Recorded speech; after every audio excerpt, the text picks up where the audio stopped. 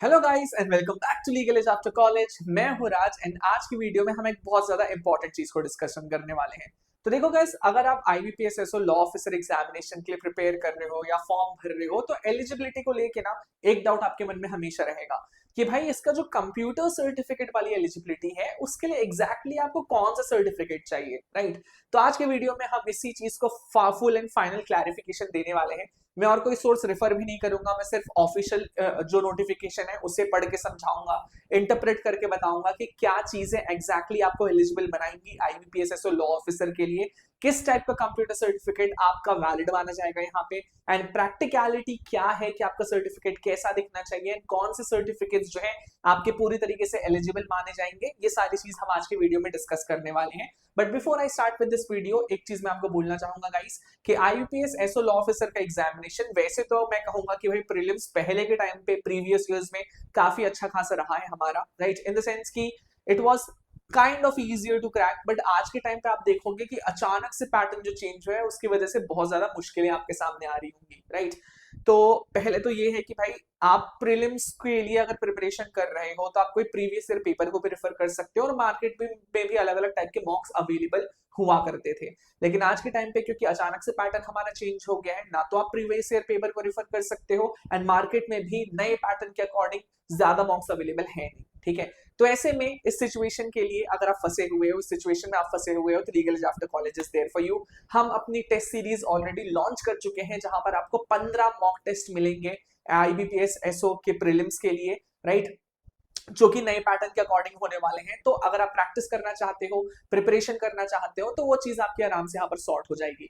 अगर आप इस टेस्ट सीरीज के बारे में और जानना चाहते हो तो एक बार मैं बता देता हूँ कि आप एक्सेस कैसे कर सकते हो, ठीक है। आपको सिंपल सा एक टास्क करना है, आपको जाना है यहाँ पर toprankers.com पे, राइट। आपको जाना है toprankers.com पे। जब आप toprankers.com पे जाओगे तो ऊपर के टाइम पे, ऊपर के रिबन पे आपको ये सारे ऑप्शंस दिखेंगे, उसमें से आपको टेस्ट सीरीज पे जाना है। टेस्ट सीरीज के अंदर जाके आपको यहाँ पर लॉ पीजी प्लस बैंकिंग के अंदर पे जाके आईबीपीएस एसओ लॉ ऑफिसर के अंदर पे जाना है। और यहाँ पर अगर आप जाओगे तो यहाँ पर आपको आईबीपीएस एसओ की जो है टेस्ट सीरीज अवेलेबल दिख जाएगी। तो आपको अगर टेस्ट सीरीज चाहिए तो यहाँ से मिल सकती है। अपार्ट फ्रॉम दैट, अगर आपको लगता है कि आपका सिर्फ टेस्ट सीरीज से काम नहीं चलेगा, आपको लॉ के प्रॉपर नोट्स चाहिए, आपको स्ट्रैटेजीज चाहिए चीजें को समझने के लिए, आपको जो है लॉ के सब्जेक्ट्स का या किसी भी और सब्जेक्ट्स का जो है जो क्यूरेट के सब्जेक्ट्स हैं उनके लिए प्रिपरेशन के लिए आपको वीडियोस चाहिए, तो वो चीज भी सॉर्ट हो जाएगी। हम ऑलरेडी नए पैटर्न के according IBPS SO law officer का क्रैश कोर्स लॉन्च कर चुके हैं। इस क्रैश कोर्स के अंदर आपको 500 आवर से ज्यादा की क्लासेस अवेलेबल होंगी, आपकी लाइव क्लासेस भी मिल जाएंगे आपको यहाँ पे।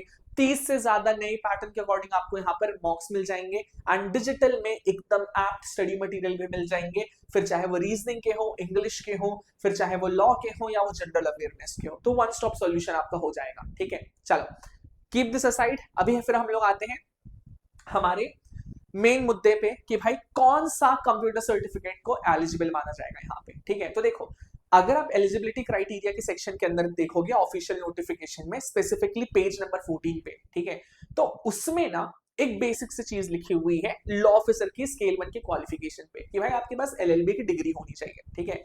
लेकिन उसके एक्सटेंशन में यहां पर दिखा हुआ है कि भाई जो भी ऐसी पोस्ट है other than IT officer scale 1, right, यानी कि जो बाकी की पोस्ट है इंक्लूडिंग लॉ ऑफिसर स्केल 1, उनमें ये मैंडेटरी है कि लोगों के पास सर्टिफिकेट होना चाहिए, डिप्लोमा होना चाहिए या डिग्री होनी चाहिए कंप्यूटर ऑपरेशंस में, राइट, या उन्हें कंप्यूटर या इंफॉर्मेशन टेक्नोलॉजी सब्जेक्ट की तरह स्टडी किया हुआ होना चाहिए हाई स्कूल में, कॉलेज में या इंस्टीट्यूट में, right.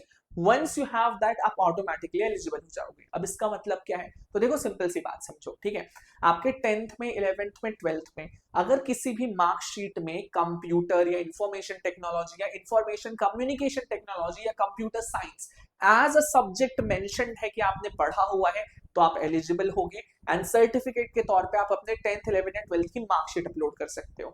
In the same way, अगर आपने कॉलेज में कभी कंप्यूटर या इंफॉर्मेशन टेक्नोलॉजी पढ़ी हुई है तो आप उसको भी एज अ सर्टिफिकेट अपलोड कर सकते हो, कोई दिक्कत की बात नहीं है, राइट। फिर इसके अलावा अगर आपने कंप्यूटर में कोई डिग्री की है, राइट, हो सकता है कि मैंने इंजीनियरिंग कर रखी हो कंप्यूटर साइंस में, तो वो भी एक वैलिड सर्टिफिकेट की तरह काउंट होगा।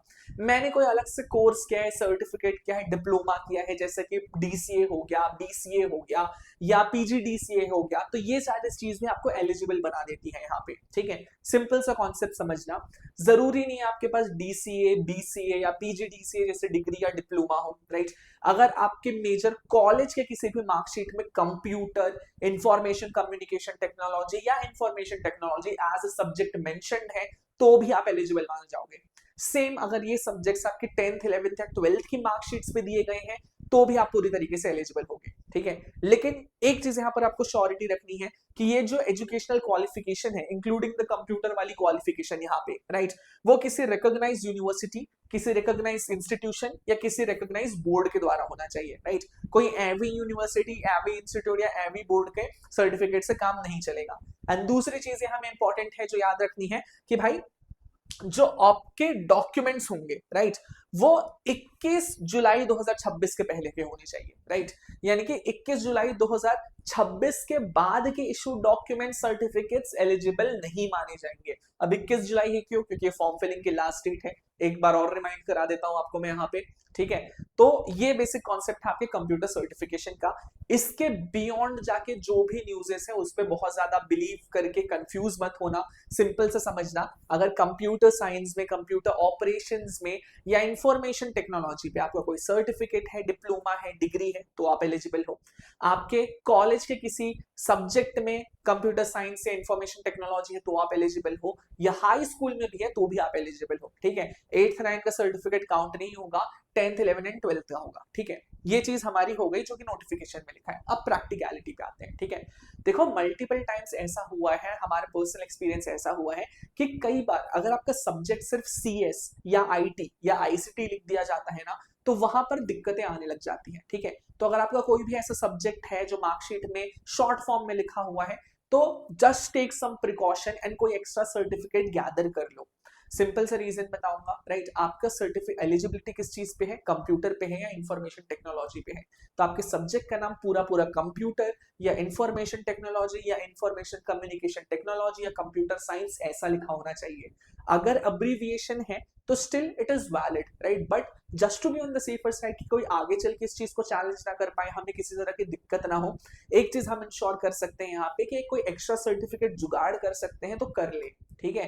तो वो ज्यादा बेहतर होगा, just to be on the safer side. Okay, so guys this is regarding the computer certificate, right. So I hope यहाँ से आपको क्लैरिटी मिली होगी कैसे कैसे कंप्यूटर सर्टिफिकेट जो है आपके लिए वैलिड होने वाला है और जो कौन कौन सी चीजें हैं जिनका आपको यहाँ पर बिल्कुल ध्यान रखनी है। अपार्ट फ्रॉम दैट, अगर कंप्यूटर सर्टिफिकेट से रिलेटेड कोई क्वेश्चन है you can drop any of those questions in comments, या IBPS SO law officer examination के प्रिपरेशन के लिए अगर आपको किसी भी टॉपिक पे हेल्प चाहिए do let us know in the comments, हम उस पर वीडियो जरूर लाएंगे, right. Apart from that guys, if you are interested in any of our courses या आपको स्ट्रैटेजी समझनी है या समझना है कि आप प्रिपरेशन करने के लिए क्या बेहतर कर सकते हो, तो just need to make a call at 6363286363 and our team will be happy to help you out. Apart from that, if you want to connect with a community of like-minded people, you can follow us on our Telegram channel, Instagram channel, or on YouTube channel. And if you're liking what you are seeing, do like, share, and subscribe, and comment and let us know कि हम और कैसे आपको सर्व कर सकते हैं। Thank you guys.